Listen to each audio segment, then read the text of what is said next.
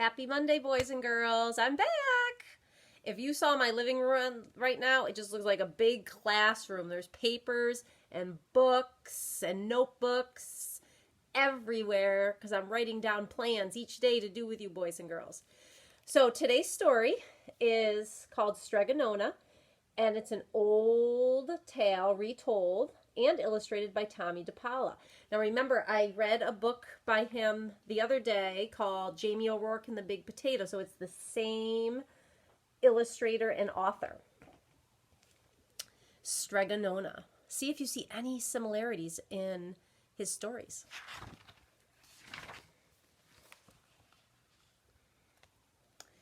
In a town in Calabria, a long time ago, there lived an old lady everyone called Stregonona, which meant Grandma Witch.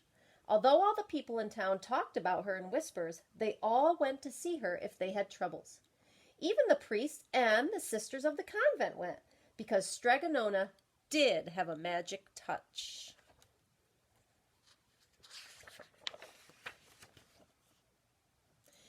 She could cure a headache with oil and water and a hairpin. She made special potions for the girls who wanted husbands. And she was very good at getting rid of warts. But Stregonona was getting old, and she needed someone to help her keep her little house and garden. So she put up a sign in the town square.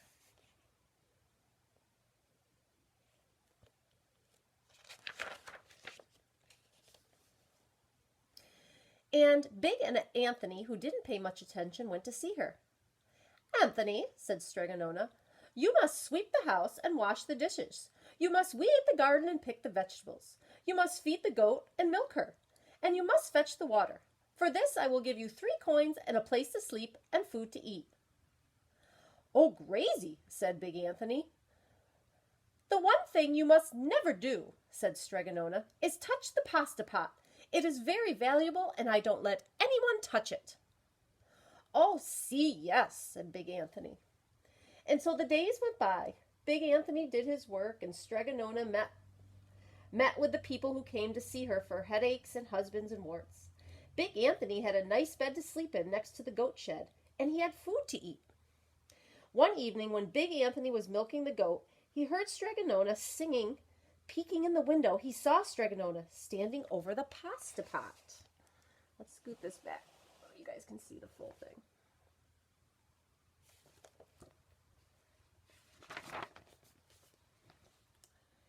She sang, "Bubble, bubble, pasta pot, boil me some pasta nice and hot.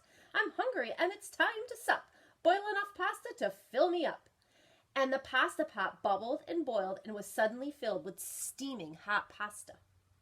Then Stregonona sang, "Enough, enough, pasta pot. I have my pasta nice and hot. So simmer down, my pot of clay, until I'm hungry another day." "How wonderful," said Big Anthony. "That's a magic pot for sure." There he is. And Stregonona called Big Anthony in for supper.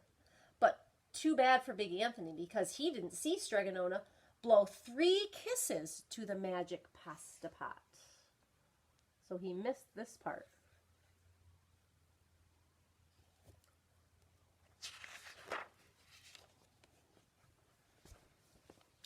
And this is what happened. The next day, when Big Anthony went to the town square to fetch the water, he told everyone about the pasta pot. And naturally, everyone laughed at him because it sounded so silly. A pot that cooked all by itself? "You better go and confess to the priest, Big Anthony," they said. "Such a lie." And Big Anthony was angry, and that wasn't a very good thing to be. "I'll show them," he said to himself. "Someday I will get the pasta pot and make it cook, and then they'll be sorry." The day came sooner than even Big Anthony would have thought, because 2 days later Stregonona said to Big Anthony, "Anthony, I must go over the mountain to the next town to see my friend Strega Amelia. Sweep the house and weed the garden. Feed the goat and milk her, and for your lunch there are some bread and cheese in the cupboard. And remember, don't touch the pasta pot." "Oh, yes, yes, Stregonona," said Big Anthony. But inside he was thinking, "My chance has come."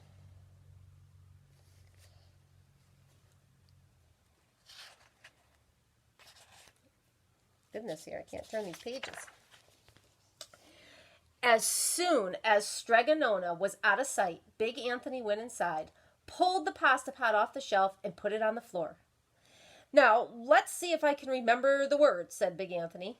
And Big Anthony sang, "Bubble, bubble, pasta pot, boil me some pasta nice and hot. I'm hungry and it's time to sup. Boil enough pasta to fill me up." And sure enough, the pot bubbled and boiled and began to fill up with pasta. "Aha!" said Big Anthony, and he ran to the town square, jumped on the fountain, and shouted, "Everyone get forks and plates and platters and bowls. Pasta for all at Stregonona's house. Big Anthony has made the magic pasta pot work." Of course, everyone laughed, but ran home to get forks and plates and platters and bowls.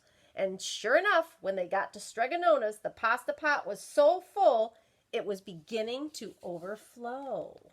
Can you see it in the window there?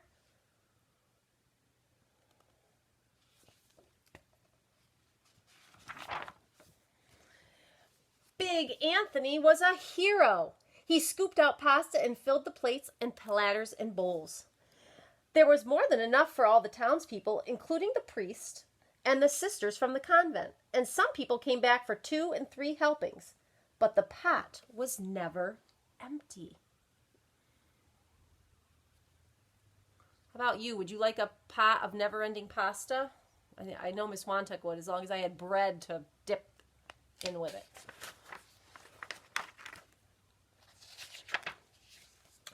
When all had had their fill, Big Anthony sang, "Enough, enough, pasta pot. I have my pasta nice and hot, so simmer down, my pot o' clay, until I'm hungry another day." But alas, he did not blow the 3 kisses. He went outside, and to the applause of the crowd, Big Anthony took a bow. He was so busy listening to compliments from everyone that he didn't notice the pasta pot was still bubbling and boiling, until a sister from the convent said, "Oh, Big Anthony, look!" And pasta was pouring out of the pot all over the floor of Stregonona's house and was coming out the door.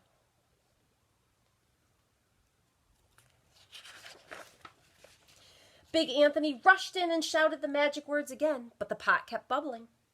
He took the pot off the floor, but pasta kept pouring out from it. Big Anthony grabbed a cover and put it on the pot and sat on it.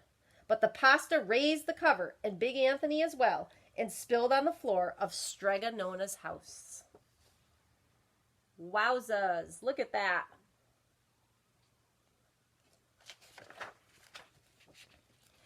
"Stop!" yelled Big Anthony. But the pasta did not stop, and if someone hadn't grabbed poor Big Anthony, the pasta would have covered him up. The pasta had all but filled the little house. Out of the windows and through the doors came the pasta, and the pot kept right on bubbling. Look at the rabbit, had to climb to the roof over here. The townspeople began to worry. "Do something, Big Anthony," they shouted. Big Anthony sang the magic song again, but without the 3 kisses, it did no good. By the time the pasta was on its way down the road, and all the people were running to keep ahead of it. Yikes, again, look at that. "We must protect our town from the pasta," shouted the mayor. "Get mattresses, tables, doors, anything to make a barricade." But even that didn't work. The pot kept bubbling, and the pasta kept coming. Here it comes. It's gonna invade the town.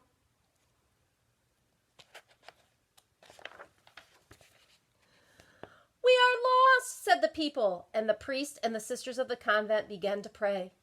"The pasta will cover our town," they cried.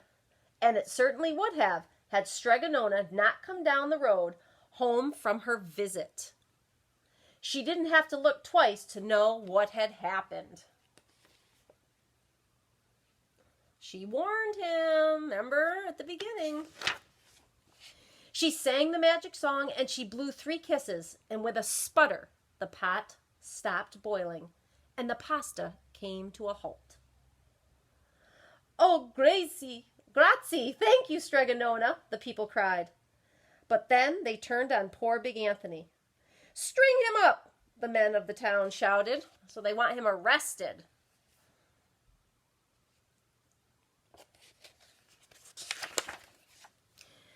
"Now wait," said Stregonona. "The punishment must fit the crime." And she took a fork from a lady standing nearby and held it out to Big Anthony. Oh no, what is she going to make him do? "All right, Anthony, you wanted pasta from my magic pasta pot?" Stregonona said. "And I want to sleep in my little bed tonight. So start eating." Ah! And he did. Poor Big Anthony. Look at his stomach and his face. You can kind of tell how he's feeling, right? By reading his expression. And there he is. A little bit not looking so good. But Stregonona's happy and in her bed. All right, so this was our third book. So we've read 3 books so far. We read Jamie O'Rourke and the Big Potato. We read Somebody Loves You, Mr. Hatch. And now we've read Stregonona. Okay, these two from Tommy DePaula, the same author. So here is your activity for the day. What Miss Wantuck would like you to do is choose one of these 3 stories. If you have to, go back and listen to the other 2 again. They're right on the YouTube channel. You can get right into them. I'm going to give you 4 questions I want you to answer, but I want you to answer these by writing, okay? We got to keep our hands working, right, and practicing our writing and not just typing. So here's the questions. Write them on paper and you can send me a picture. If you can't write them, if you don't have any pencils at home or pens at home to do the work, you can type them in an email to Miss Wantuck because you all have your own email and it'll come right to me. You don't even have to use Mom and Dad's email. Couple things to remember when you write your sentences: non-negotiables, right? Capitals, periods, those are non-negotiables. I want to see those in there. And I want complete sentences. Okay, so remember, a complete sentence, subject, predicate, right? It has a telling part and a naming part. Your naming part being your subject, who or what is the subject about, and your predicate's the telling part. So make sure you answer all 4 questions. Okay, question 1. What story is your favorite? Let's say you say, "Miss Wantuck, I loved all 3, I can't decide." Then just choose one to focus on, okay? Here would be an example of a complete sentence. My favorite story was Stregonona because, and then you finish off your sentence with your why, okay? All right, question number 2. The book you chose, what was the genre? Again, the genre was, I know this because, genre, I'll give you a minute, think about it. We use this all the time. Okay, type of book. Was it fiction? Was it nonfiction? Was it realistic fiction? Fantasy? What did you think? And when you answer that question, you have to tell me a reason why you knew it was that genre that you chose. None of them are nonfiction, but as an example, it could be, this book was nonfiction because some of the text features were subtopics. There were also charts and graphs, right? Because those are features of a nonfiction book. Okay, question number 3. What problem did the character face in the story? So an example would be, the problem for the character was, or the character faced, as long as it's a complete sentence. Remember, to make a complete sentence, you take the question, you turn it into a statement. Okay, you just flip it around. Last question, question number 4. How was the problem solved? The problem was solved by, and complete. Okay, so let me go through that again. I'm going to do the 4 questions again. So the first question, what was your favorite story so far? Question 2, what was the genre? Question 3, what problem did the character face? And question 4, how was the problem solved? Non-negotiables, I want to see capitals and periods on your sentences when you send them. So check that over because I'm going to be typing you back. Make sure they are complete sentences, okay? And answer all 4 questions. If you can, please do it by writing. I want to see that handwriting. Remember your spacing on the line. Letters rest on the line. We don't float them in the air, okay? I will also email this assignment. You guys have a great day. I will be emailing throughout the day. You can email me at any time. And I will be back tomorrow with another activity and another story. I can't wait to see the answers to your questions. Mwah!